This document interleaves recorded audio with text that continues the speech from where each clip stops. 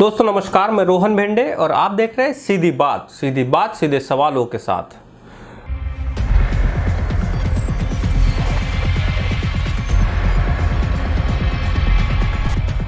मानो यकीन कीजिए किसी के दोनों हाथ काट दिए जाए और बाद में उसे वही जो हाथ काट रहा है वही अपने हाथों से खाना खिलाने के लेके जाए, तो क्या भावना होगी जिसके हाथ कटे हुए हैं।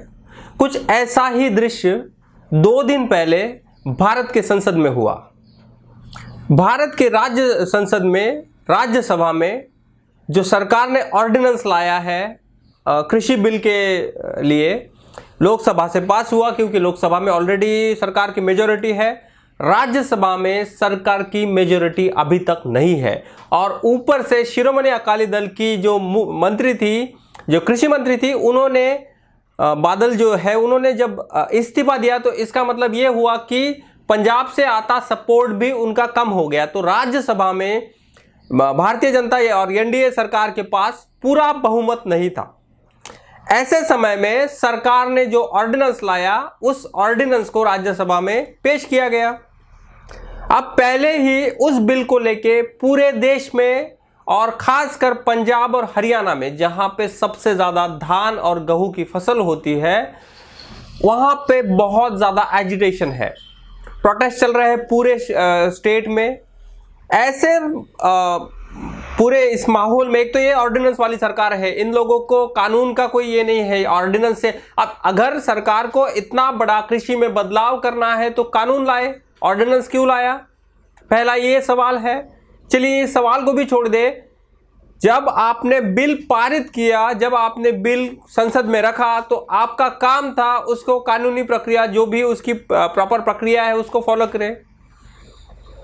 हुआ यह कि जब राज्यसभा में बिल आया तो राज्यसभा में के जो डेप्यूटी चेयरमैन है उन्होंने आवाजी मतदान से इसको पास किया, ध्वनि मत से। अब ये एक बात समझिए, उनको भी यह पता है कि एनडीए गवर्नमेंट के पास राज्यसभा में पूरा बहुमत नहीं है और विपक्ष की जितनी भी पार्टियां हैं वह पार्टियां यह क्या मांग उठा रही थी कि जो मतदान है वो ये नहीं कह रहे कि बिल को वापस लिया जाए।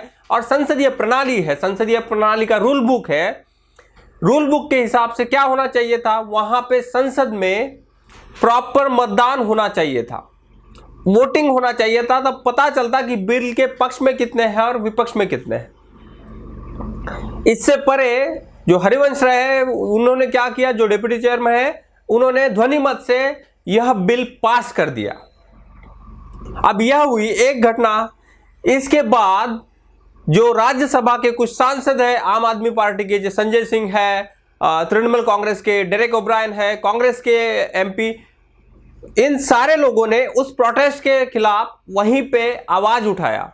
डेरेक ओब्रायन ने हरिवंश राय के सामने जाके रूल बुक दिखाई ना, रूल बुक उन्होंने फाड़ी। यह क्लियर विजुअल्स है राज्यसभा टीवी के, जो एक बात चला ही जा रही थी मीडिया में कि उन्होंने रूल बुक फाड़ दिया।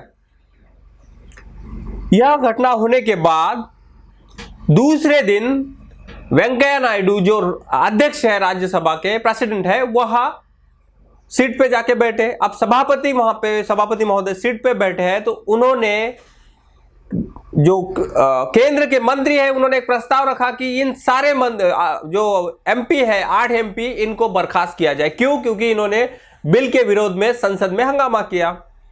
और इस पर वेंकैया नायडू जी ने सीधा सीधा कोई भी जो तकनीकी या फिर जो संविधान की धाराएं हैं, संविधान के नियम है, उसको न मानते हुए इन लोगों को संसद से इस सत्र के लिए निष्कासित कर दिया।